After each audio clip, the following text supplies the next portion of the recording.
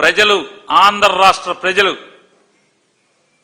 మీ తప్పుల్ని, మీ పాపాలని లెక్క కడుతూనే ఎన్నికల కోసం ఎదురు చూస్తున్నారనేది సంగతి మనసులో పెట్టుకోమని చెప్పని కూడా చంద్రబాబు నాయుడు గారికి హెచ్చరిక చేస్తున్నాం.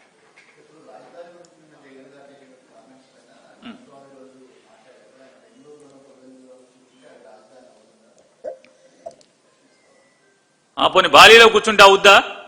జూబ్లీస్లో కూర్చుంటే అవుద్దా? ఎక్కడున్నాడు ఈయన? ముఖ్యమంత్రిగా ఉండి హైదరాబాద్లో జూబ్లీస్తో పనేంటి ఈయనకి?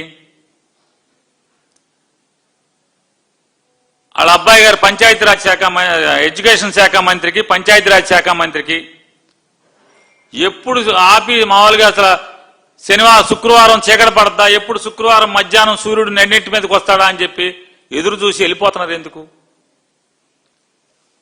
జనం సొమ్ముతో ఈ విహారయాత్రలు ఏంటి అని అడుగుతున్నాను.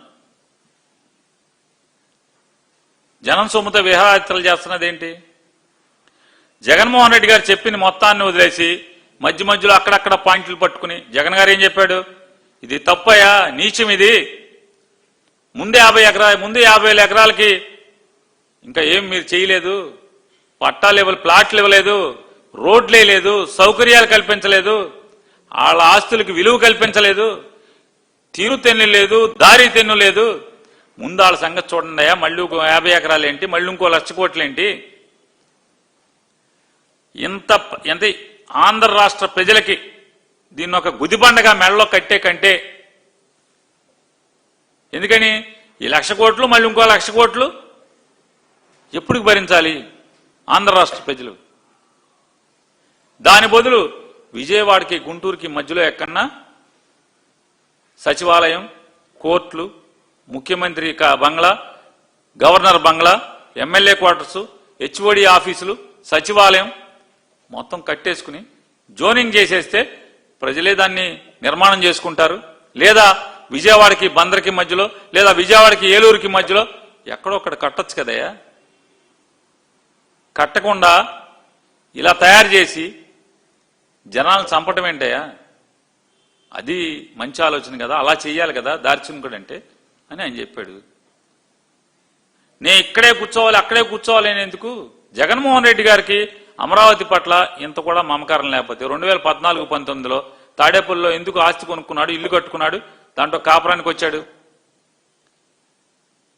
2014లో రాష్ట్రం విడిపోతే 2025 దాకా మీకు ఇక్కడ స్థలం కొనుక్కునే ఆలోచనే లేదు కదా. ఎవరో లింగమనేని రమేష్ ఇంట్లో ఉంటున్నారు కదా, మీరు అద్దెకున్నారో తెలియదు, అది ప్రభుత్వ బంగ్లానో తెలియదు, ఎవడాస్తో తెలియదు, దాంట్లో ఉంటారు మీరు. మరి జగన్ గారు చెప్పినటువంటి ప్రజల యొక్క బాధ్యత అంటే ప్రజల పట్ల అకౌంటబిలిటీతో ఎలా ఉండాలి చెప్తే అది వదిలేసి ఎక్కడ కూర్చుంటే అక్కడే అన్నాడు. ఆయన చెప్పింది ఏంటి? అమరావతిలోనే అక్కడ కదయా నువ్వు ఏపీఎస్పీ డీజీపీ ఆఫీస్ స్థలంలో అక్కడ కానీ, యూనివర్సిటీలో స్థలంలో కానీ, లేదా బెజవాడ బందర్కి మధ్యలో కానీ, లేదా ఏలూరుకి బెజవాడకి మధ్యలో కానీ ఎక్కడో అక్కడ కూర్చోవచ్చు కదా. ఎందుగా ఇదంతా ఇంతమందిని చంపుతాం అని చెప్పి మాట్లాడితే, ఇప్పుడు మీరు చెప్పండి, పట్టిసీమలో లిఫ్ట్లు ఉన్నాయి, రేపు రాయలసీమలో మన దీంట్లో అమరావతిలో పెట్టే లిఫ్ట్లు ఎంత? 1000 కోట్లు పెట్టి పెడతారా? లిఫ్ట్లు కడతా, లిఫ్ట్లకి కాలువలకి 1000 కోట్ల ఏంటి? వచ్చిన వరద నీరు తోడతాకి 1000 కోట్లు ఎట్టి లిఫ్ట్లు ఏంటి అంటే మీకు ఎంత కూడా మామూలుగా ఈ 1000 కోట్లు పెడితే కూడా అక్కడ రాయలసీమ లిఫ్ట్లో 1 టీఎంసీతో నీళ్లు తోడేయచ్చు. పట్టిసీమ ప్రాజెక్టు కన్నా పెద్ద ప్రాజెక్టు మీరు ఇక్కడ పెడతా తప్పేమన్నాడు? వరద వస్తుంది, ఆ వరద వచ్చే చోట ఏంటి తప్పు కదా అన్నాడు. అంటే మీరు ఏం చేసినా, మీరు ఎన్ని పాపాలు చేసినా తప్పు పట్టుకుంటే ఇక అది భూతే అనమాట.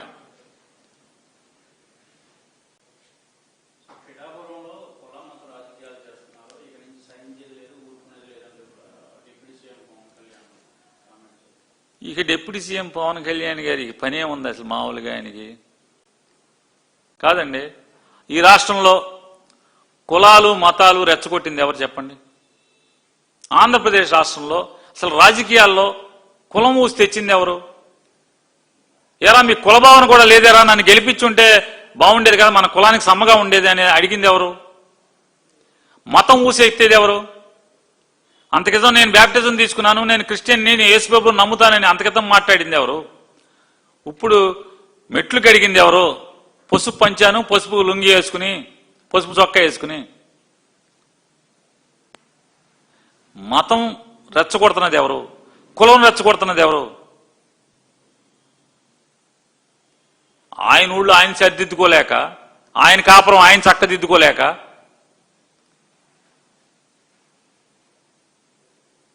ఇప్పుడు ఆయన పైమెన్ కమిటీ ఏది వేశాడు, దాంట్లోంచి ఒకటి పీకాడు. ఎందుకు పీకాడు చెప్పానండి. సరే ఎన్నొద్దు, ఆయన ఒక మాట మాట్లాడాడని అక్కడ దీనికి వచ్చేప్పుడు చెప్తున్నారు, మీరే నన్ను కాపు కాయాలంటున్నాడంట పిఠాపురం వాళ్ళని. సరే పిఠాపురం వాళ్ళందరూ పవన్ కళ్యాణ్ గారిని కాపు కాయాలి, పవన్ కళ్యాణ్ గారేమో చంద్రబాబుని కాపు కాసేస్తాడు. ఆ కాపున వాళ్ళు కాసిన కాపు అంతా తెచ్చి చంద్రబాబు గారిని కాస్తాడు, ఈయన కాపు కాస్తాడు ఇక్కడ. మరి పిఠాపురంలో వాళ్ళ ఆస్తులు, వాళ్ళ ఇళ్ళు సముద్రం మింగేస్తంటే వాళ్ళని కాపు కాసేది ఎవడు? మందుల ఫ్యాక్టరీలోంచి విషాన్ని ఊర్ల మీద వదులుతుంటే వాటిని కాపు కాసేది ఎవడు?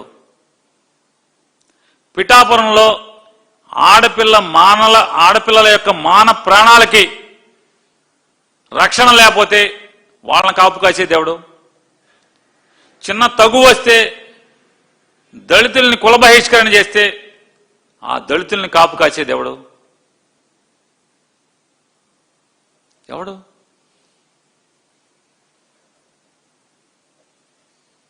కాబట్టి పవన్ కళ్యాణ్ గారు మాటలు ఇట్టా ఉంటాయి అనేది మీకు తెలుసు, నాకు తెలుసు. కాకపోతే ఏదోటి అతను ఇట్టా అన్నాడు కాబట్టి ఇట్టా అన్నాడు, మాటకు మాట ఇయ్యాలి కాబట్టి ఇవన్నీ అడగటం తప్పితే, అంతే కదా.